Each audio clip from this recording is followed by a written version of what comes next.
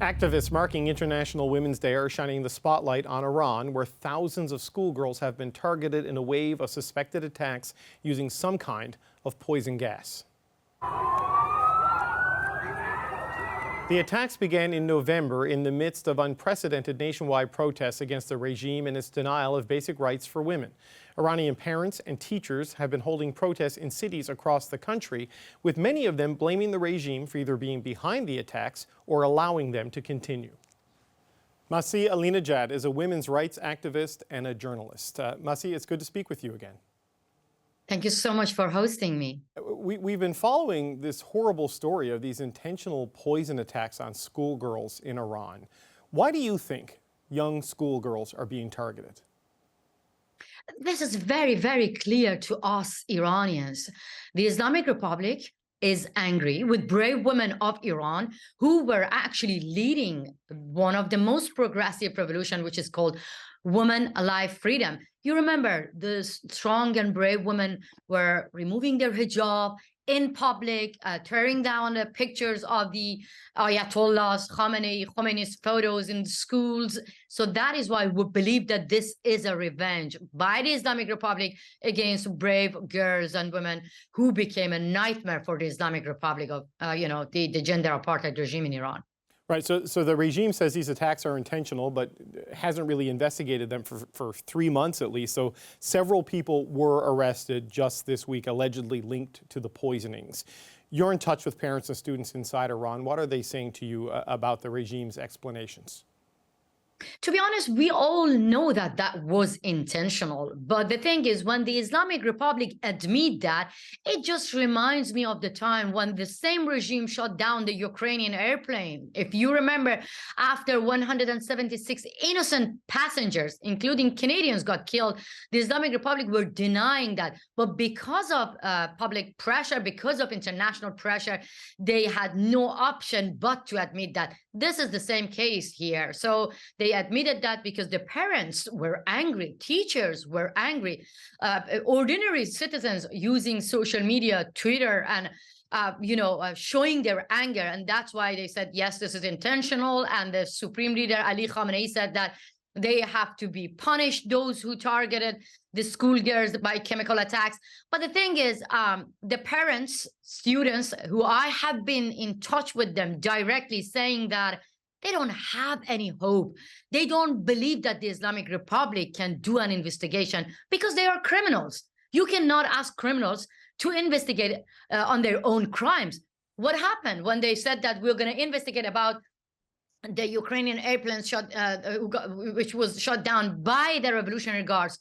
We achieved nothing. Instead, the Islamic Republic punished the family members of those victims. So they're going to do the same. And that's why the students, teachers are calling on world to have an outside organization to do an investigation in this tragedy. So the protests broke out in September, and they're still going. The West has introduced many rounds of sanctions in that time, but I know you're continuing the call for countries like Canada to take even further steps to isolate the regime. What's your message to world leaders, including Prime Minister Justin Trudeau, today?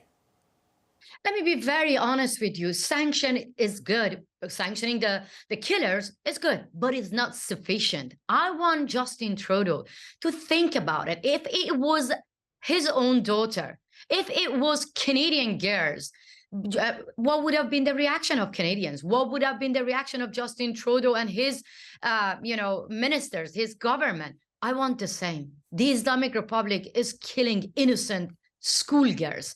They killed 500 innocent, protesters only in 5 months.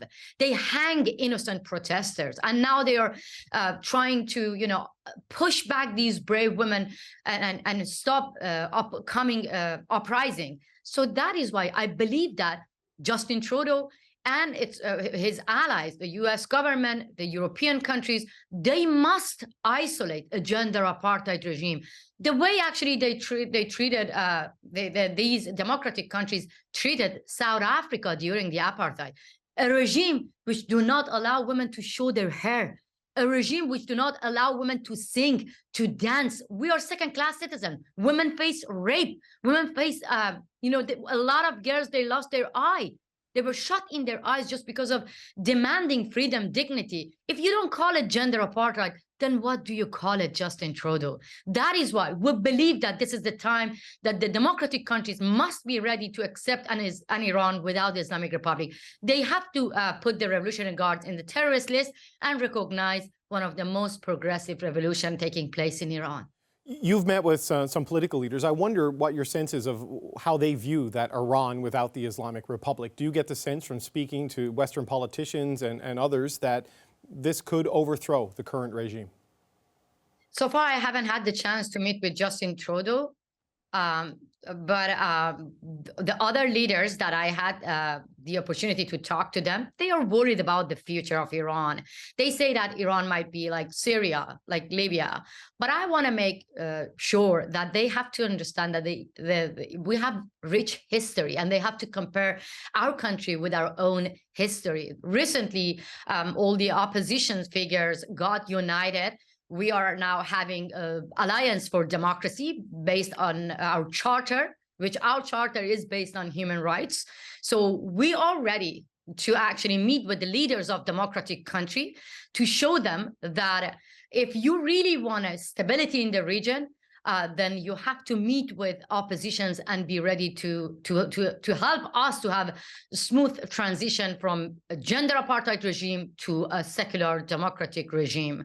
So they are concerned, but believe me, we have many educated leaders inside and outside Iran. They can run the country better than these backward mullahs. We, the people of Iran, are better allies than these killers and murderers to the Western countries. You call them killers and murderers. The last time you and I spoke, it was after the kidnapping plot against you had been foiled. Since then, there's been an assassination plot against you for your outspokenness and your activism. You're in Los Angeles to be honored. What does that recognition mean for you, given all of the threats and obstacles you've encountered in doing this important work? Can I be honest with you?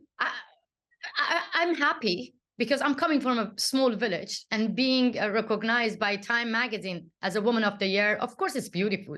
But I'm not coming from a normal country.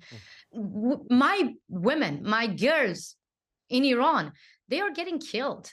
Many of them cannot make headline for the media when they are warriors, when they are fighting against gender apartheid regime. Immediately when they get killed, maybe the democratic countries, Western feminists, they pay attention to them.